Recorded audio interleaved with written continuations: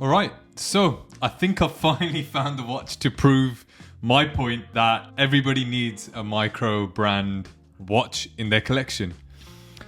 This right here, the Salmon sector from a small but mighty Microbrand, Furlan Marri, is why I think everyone, yes, everyone needs at least one Microbrand watch in their collection. And if you've never considered one, buckle up because this might surprise you. I've got to say something though before I carry on. The first thing is Microbrands. I've only recently truly appreciated how good Microbrands are. I would say recently, the last couple of years. I've been collecting watches for a while, but I have to say that over the last 2 to 3 years, Microbrands have really picked up their game. Now, I want to also say something. This watch is a watch that I requested because I have been admiring Furlan Marri's watches from afar, and the Salmon sector in particular was a watch that I really wanted to get hands-on with and review. So all the comments made in this video are my own. It's an honest review. There are a couple of things that I don't like about the watch, but there's quite a lot that I do love about the watch as well. And you know, whether you believe me or not, I will keep it 100% honest on this channel. So before I get into it, let me introduce myself. I'm Jag from Jag's Watches. I post 3 times a week. And so if you're into watch content, you will not regret subscribing, and returning subscribers welcome. I appreciate your support.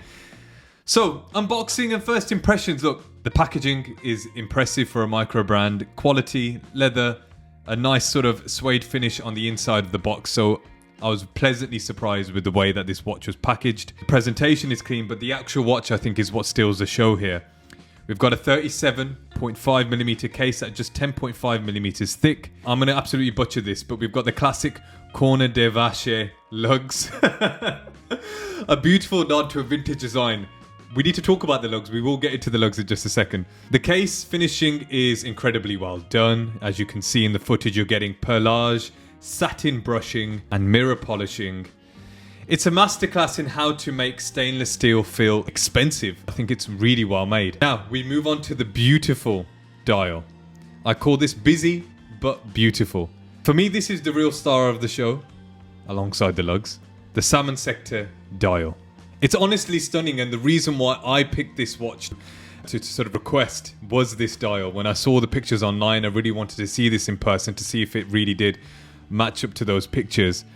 The grained multi-texture finish was created with an electrical discharge machining that gives it this fine, subtle shimmer when the light hits just right. You've got these raised Breguet style indices in a black PVD finish that just pop off the surface. The hands are curved, domed, and mirror polished.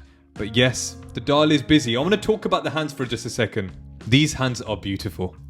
Genuinely beautiful. These hands, I've got the watch on now. The shape of them, the color of them, they play with the light so beautifully, and they match the indices and the numbers on the dial so beautifully. I think I want to see hands on a dial shaped this way more often because it is so delicate yet so beautiful. Oh, I really like the hands of this watch, as you could probably tell. Now, I mentioned about the busyness of the dial. Yes, the dial is beautiful, and I mentioned the textured appearance as well. In certain lightings, it looks completely smooth. In certain lightings, it looks textured. And I like that. I like that versatility that the dial brings there. But I think it might be a little bit too busy. You've got a lot going on here. You've got the numbers, you've got the indices, you've got the crosshair, and then you've got the track lines every 5 minutes. And then on the outer side of that, you've got more track lines for the minutes. Very vintage inspired.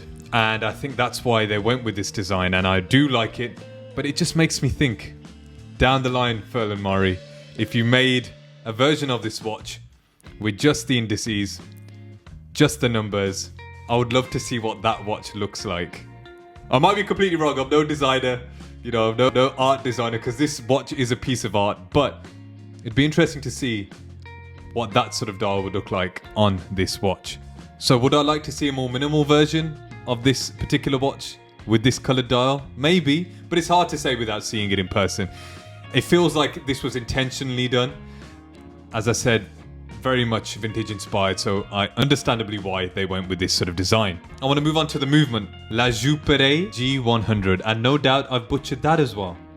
Roast me in the comments. Now, powering this Salmon sector is that G100, and if you're not familiar with it, Think of it as a premium alternative to the usual ETA or Sellita suspects. Now, don't get me wrong, I'm not speaking badly about the ETA or the Sellita movements out there. They're very reliable workhorse movements, but I also think that this is also one of those sorts of movements that has reliability and is a bit of a workhorse as well. It has 68-hour power reserve that runs at 28,800 beats per hour. It's nicely decorated, really like an open caseback. I appreciate an open caseback, and this particular movement I think is very nicely finished for the price point. It's also got a thinner profile than the similar movements that I've mentioned, which is why this watch wears so well for its 37.5mm size. Overall, I think it's a great movement for the price point. You're getting real horological quality here, not just a nice dial slapped on a generic movement. 68 hours of power is great as well. It's practical. If you don't wear it over the weekend, it'll still be running when you pick it up on that Monday. Now, this is where I was really surprised. The strap that this watch comes with, it comes with two straps. The strap that it came with, I think, is the best strap. It comes also with a black strap, but this is almost like a grey-green strap that really complements the indice color, but also contrasts really nicely with that salmon dial. Both are handcrafted, Italian, French leather, and you really feel the quality. This strap completely destroys the strap that I got with my Breitling Top Time. That's a proper Breitling leather strap, by the way. The problem with that particular strap is it's very thick. It doesn't hug the wrist, and sometimes the watch head, the case, pops off the wrist. This hugs the wrist so beautifully. I can't tell you, the quality is unbelievable. It's so soft on the touch. It just really does shape around the wrist beautifully. I can't, honestly, to the point where I think I'm going to buy one of these leather straps for my Breitling. It's one of the most comfortable watches I've worn, and it's because of the strap. Props to Furlan Marri for their straps. Unbelievable.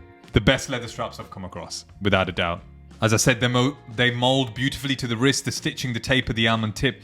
It's all about, it's just perfectly executed. Chef's kiss for that one. Now, another negative. I mentioned the business of the dial, which some people will love. I do still love the dial, but that's more of a query. I don't like the crown on this dial, and I know it's a little bit picky, but it's these small details. It's a very generic looking crown. I would have loved to see some branding on the crown potentially. A different shape potentially as well. Don't get me wrong, the shape of it's fine.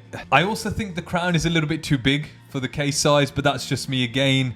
Being very picky, I'd love to see a more unique looking crown on this watch, because this watch is so unique. I want to talk about the lugs. These are some of the most beautiful lugs I've ever seen in my life.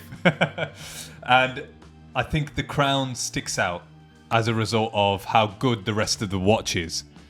And I've never really said that before, because it does look like a little bit of a generic crown. Add something uniquely finished to the crown, and you've got an almost perfect watch here. Now, it's not bad functionality. You can really grab that crown quite easily. It works fine. As I said, it feels very generic, a little bit of a placeholder. And when comparing it to the dial, the lugs, the case, the leather strap, it doesn't bring that same energy, in my opinion. Now, final thoughts.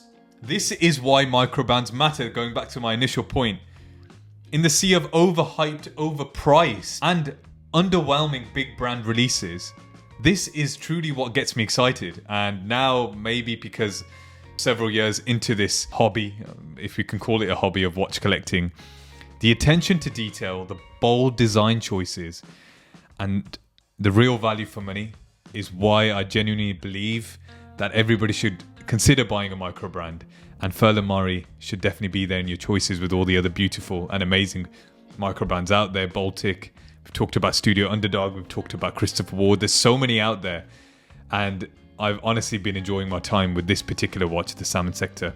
This particular watch, the Salmon Sector, proves that micro brands are not just playing catch up. In some areas, I do believe they're leading.